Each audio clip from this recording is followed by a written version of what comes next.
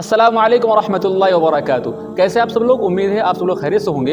अभी कुछ दिन पहले मैंने एक वीडियो देखी थी, जो कि वो वीडियो सोशल मीडिया के ऊपर बहुत तेजी के साथ वायरल है। उस वीडियो की हकीकत क्या है मैं आपको इस वीडियो में बताने की कोशिश करूंगा। वो वीडियो एक शादी की बताई जा रही है। बुलंदशहर में, औरंगाबाद में किसी कस्बे या फिर किसी गाँव के अंदर एक बारात गई। कुछ देर के बाद जब निकाह का वक्त आया तो लड़के ने कहा कि जरा हम देखें हमें दहेज में क्या मिला हुआ है। जो काजी साहब थे जो निकाह पढ़ाने के लिए खड़े हुए थे, मौलवी साहब या फिर कोई मौलाना साहब, उनसे कह दिया गया हजरत कुछ देर आप रुकें, मैं ज़रा ये जहेज की लिस्ट पढ़ लूँ कि मुझे क्या क्या मिला है, तब मैं कबूल करूँगा, वरना मैं कबूल नहीं करूँगा। जहेज की लिस्ट पढ़ना शुरू की, ऊपर से पढ़ना शुरू किया, ये मिला है, ये मिला है, ये मिला है। जिस जगह पर कार लिखा हुआ था वहाँ पर क्रेटा कार नहीं थी बल्कि स्विफ्ट कार थी। उस लड़के को क्रेटा कार चाहिए थी।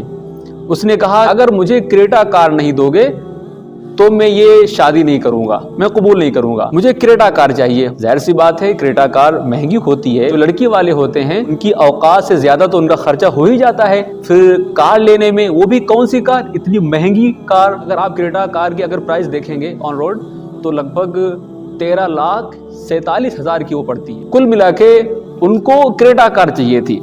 तो कहा कि नहीं, हम शादी नहीं करेंगे, जब तक मुझे क्रेटा कार नहीं मिलेगी तब तक हम कबूल नहीं करेंगे। लड़की वाले बहुत परेशान हो गए, इतनी महंगी कार हम कैसे आपको दे सकते हैं, हमने आपको कार दी है, आप उसमें खुश रहिए। जो लड़का था वो बहुत जिद कर रहा, मक्खनचू बनकर बैठा हुआ था, अमीर फकीर बनकर बैठा हुआ था, मॉडर्न फकीर बनकर बैठा हुआ था, नहीं मुझे गाड़ी चाहिए। ऐसा ही होता है, लड़की वालों की कमजोरी का लोग फायदा उठाते हैं। क्या करते हैं, मुझे इतना जहेज चाहिए, ये मैरिज हॉल होना चाहिए, इतने सूट कपड़े होने चाहिए, इतने में बाराती लेकर आऊंगा, उनका खाना चाहिए। यानी इतनी कंडीशन लगाई जाती हैं लड़के की तरफ से एक लड़की के ऊपर। लड़की का वालिद होता है वो तो कर्जे में डूबकर मर जाता है, वो पता नहीं कैसे कर्जा लेता है, बैंक से लोन लेता है, फिर शादी करता है, अपनी पूरी जिंदगी भर वो लोन चुकाता रहता है, फिर भी लोग मानने के लिए तैयार नहीं है। वो भिखारी, मैं तो उस बंदे को दूल्हा मानने के लिए तैयार नहीं हूं। मैं उसको दूल्हा नहीं कहता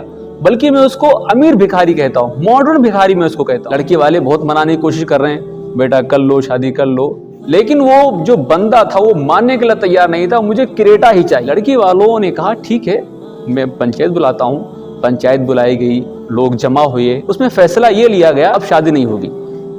लड़के वालों ने कहा ठीक है अब शादी नहीं होगी, अब बिल्कुल भी शादी नहीं होगी।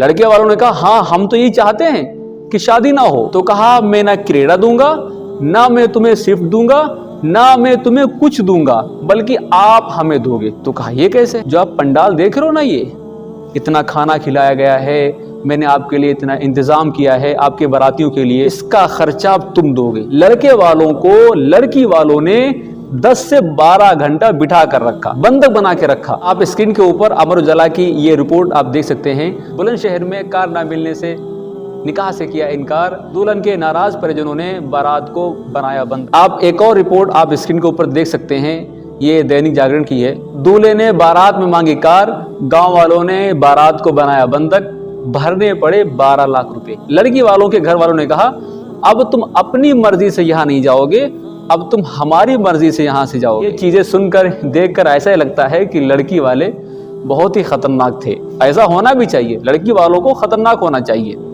तभी ये लड़के वाले जो ये मखनचू होते हैं ना, ये जो भिखारी होते हैं ना, तभी ये इनसे सुधरेंगे। मैं आपसे कहता हूं कि आप इसी तरह बनो। जब आप इस तरह बन जाओगे तो लड़के वालों के दिमाग ठिकाने आ जाएंगे। रात में सारा हिसाब हुआ, हर चीज जोड़ी गई, कितना खर्चा आया है, तो लगभग उसमें जो खर्चा आया था 17,25,000 रुपये। लड़के वालों ने जब ये सुना 17,25,000 रुपये मुझे देने पड़ेंगे तो उनके तो होश उड़ गए। लड़के वालों ने कैसे भी करके कर्ज को जमा किया, ये गाड़ी बेची, वो किया, इतना जेवर बेचा, कैसे भी करके उन्होंने 12,50,000 रुपये तो फौरन वहीं पर जमा कर दिए। जो 5 लाख रुपए बचे हुए थे तो लड़के वालों ने कहा जिस कार से तुम आए हो ना वो कार हमें दे दो। बारात में जो औरतें आई थी उनके सारे जेवर उतार लिए गए, कहा कि सारे जेवर मुझे दो, कल आप 5 लाख रुपए लेकर आना, जेवर गाड़ी जो आपने गिरवी रखा हुआ था ये सब आपको वापस कर दिया जाएगा। लड़के वालों ने क्या कहा, ठीक है निकलो, आप पतली गली से निकलो, इस इलाके के अंदर दिख मत जाना कभी। जो लड़की थी उसकी शादी किसी दूसरी लड़के से कराई गई। अल्लाह ताला उन दोनों जोड़ों को कबूल फरमाए, उनके निकाह को कबूल फरमाए। यही होता है, लड़की वालों की कमज़ोरी का लोग फ़ायदा उठाते हैं। आप बताओ, क्या ये खुराफात, क्या ये चीज़ें हमारी और आपकी शादियों में नहीं होती हैं? अगर आपकी शादी होने वाली है तो आप इन खुराफात को बंद नहीं कर सकते, इन रस्मों को बंद नहीं कर सकते जो जहेज़ के नाम पर लड़कियों को ठगते हैं, लड़कियों के रेट लगाते हैं। एक बाप जो एक लड़की दे रहा है, अपनी जान से प्यारी दे रहा है, फिर आपको जहेज़ भी दे रहा है, आपके बारातियों को भर भर के पेट भर के खाना भी खिला रहा है, और बाराती भी आस्तीने समेट के खाना भी खा रहे हैं। आपको शर्म नहीं आती? आप उसे जहेज़ मांग रहे हो। ये पंडाल होना चाहिए, ऐसे लोग होना चाहिए, इतना खाना होना चाहिए, ये गोश्त होना चाहिए, ये कोरमा होना चाहिए, ये रोटियां होनी चाहिए, इतने कपड़े होने चाहिए, ये गाड़ी होनी चाहिए। कुछ लोग ऐसे होते हैं, शादी से वो नाराजी रहते हैं पूरी शादी में। मुझे खाना के लिए नहीं पूछा गया, मुझे बिठाया नहीं गया, मेरी बात नहीं मानी गई, मेरे कपड़े क्यों नहीं बनाए गए, मेरे घर वालों को क्यों नहीं पूछा गया। ये सब क्या है भाई? इसको बंद करो। अगर ये खुराफातें होंगी तो कल क़यामत में आप हुजूर सल्लल्लाहु अलैहि वसल्लम के सामने कौन सा मुंह लेकर जाओगे? इस मेरी क्लिप को, इस वीडियो को आप इतना शेयर करें, इतना लोगों को भेजें, ताकि उनको पता चले कि आज इतना हम डेवलप होने के बावजूद भी, इतना पढ़े लिखे होने के बावजूद भी, इतना इल्म और एजुकेशन हासिल करने के बावजूद भी अब भी हम जाहिल के जाहिल हैं उसी तरह।